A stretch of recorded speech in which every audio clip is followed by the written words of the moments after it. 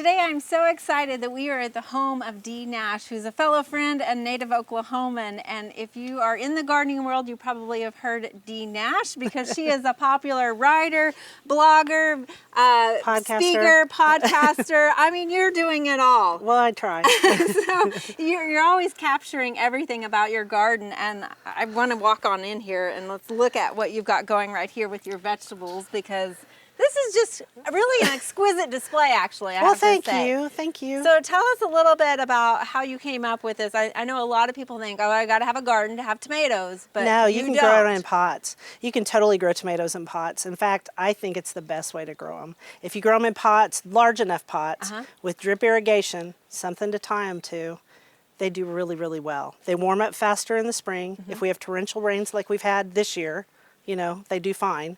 So we've got them on asphalt here, actually, too, yeah, we which do. I was asking you about this a minute ago, but you haven't seen any problems with No, the I did asphalt? this last year, and I did it right up next to the kitchen garden. And so here we decided to do it down the middle of the garden so I could reach things in the kitchen garden. They did great last year. I grew peppers, tomatoes, potatoes, all in these pots. I think the secret is to have a big enough pot. Okay. Big enough surface area. So these are kind of those woven fabric These pots. are smart pots. Smart pots. This one is, okay. yeah. So, made in Oklahoma. And 20, 30 gallons or most of Yeah, yours? this one's a 20 gallon, and then this bigger one back here is a 30 gallon. And yet you can see I have drip irrigation on all of them. Yeah, I think that's really important too, because if you don't have drip irrigation in your pots, it is really, really hard to grow things here. Well, not only could this work for anybody in a home situation, and easy, you don't have to build much, you just get these and fill them with soil. Right. But school gardens, I mean, how many times do we see school gardens have just like asphalt areas or a playground or something? Yeah, and people also grow in their driveways. That might be the only sunny place you have. That's true. You know, and they have to have at least 6 to 8 hours of sun, right?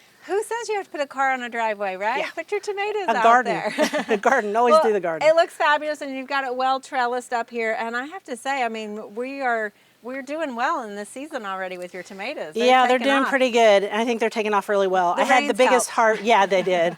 I had the biggest harvest I've ever had last year, though. Fantastic. So that's an easy thing to do. And that's what I would imagine. A little bit of that heat would also help get them established sooner as well. Yes, and use good potting soil. And I actually listened to a podcast of a guy out in California who is a really good tomato guy.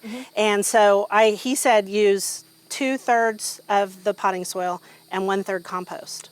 And I think that's a really good combo. That sort of helps inoculate that potting soil with some of that beneficial with that good stuff. Yeah. All right, well, let's take a look at what's right next to this is your potager garden, and just, I mean, a beautiful garden. I feel like I just walked into France all of a sudden here. Well, I've tried to with the lavender for sure. Yeah, so tell me a little bit. This has been in, I've been to your garden, but it's been quite a while, and I think this was fairly new. It was brand new in 2009. You've had this about a decade now? Yeah. So tell us a little bit about a potager garden, first of all. So a potager is a very stylized garden. The word potager, if you speak it in French, that's how it sounded, but in England they say potager, and it actually means potage, which is soup. Okay. It's a soup garden. I wanted a garden close to my kitchen, which is right over there, and I just wanted it to be filled with herbs and lots of vegetables. And then I ran out of room because I grew all this lavender, so that's why the tomatoes are in the pots. And it's set up for seating height. Yeah. You don't have to have beds this deep, but we did it because we wanted to sit on the edge. Because I get tired of getting down on my knees. Well, and also you need to take a break and enjoy your work sometimes, right? Yeah, sometimes you do. So your lavender is thriving right now. Tell us a little bit about some of the cultivars that you have in here. And, you know, we had an epic freeze this year. We did. Are these all perennials that came back? Yes, this all came back. Wow. This was planted new last year because it took me a while to border the whole thing because it's expensive. Lavender's high. Right. This is phenomenal, this variety. It does really well, and part of the reason I grow it, it's beautiful, it smells good, and I'm a beekeeper, so yeah, I was going to say, you got to be careful when you're touching your plants around here. While they're blooming, for sure.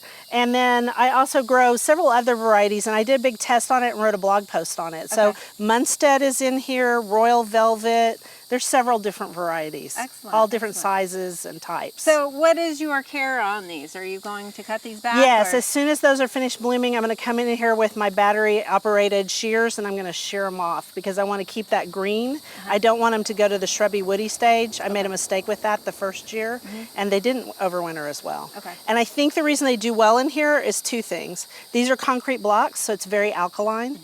And then on top of that, it's got great drainage. Good drainage, yeah. Those two things. And I do that's not put important. gravel in the hole or anything. Yeah. So Yeah. have you had much luck with lavender in ground anywhere? No, Or just no. raised beds? Just raised Because beds. of that Oklahoma clay, right? Right, and that Oklahoma rain that we got all spring, right? true, Yeah, that's because you true. just don't know what we're going to get. Well, and I love your lovely water feature here. I mean, water is just such a cooling effect in a garden, even if you're not Even if we're splashing sweating. in it. Yeah. It is a cooling effect and it has a nice sound. And I love it. And then this is not watered at all unless I just hit it with a sprayer. So I planted stuff that is really, really tough in here. Well, it's a nice addition to the garden, and it really sets off that formal look. So a lot of people want that formal look, which creates that symmetry, but having a strong focal point It is does important. help. It really does. And I didn't think I wanted red. I actually thought I wanted blue, like you guys have at the garden at OSU. But then I got the bricks in, and they had a lot of red, and we built this out of 2 pots, and so we ended up with red. And you go with what You go with what you got. right, right. So now that's kind of a feature of this bed. There's a lot of red in here, a lot of purple, and it all seems to go together pretty well. Well, Dee, thank you for sharing your lovely potager garden, or thank potager you. garden, however you want to say However it. you want to pronounce it. I enjoy your garden here, and thanks for sharing it with us. Thank you.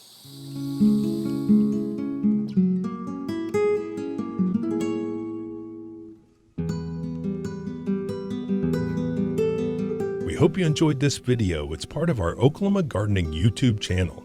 You can also find even more videos on our OK Gardening Classics YouTube channel. And join us on social media for great gardening tips, photos, and discussion.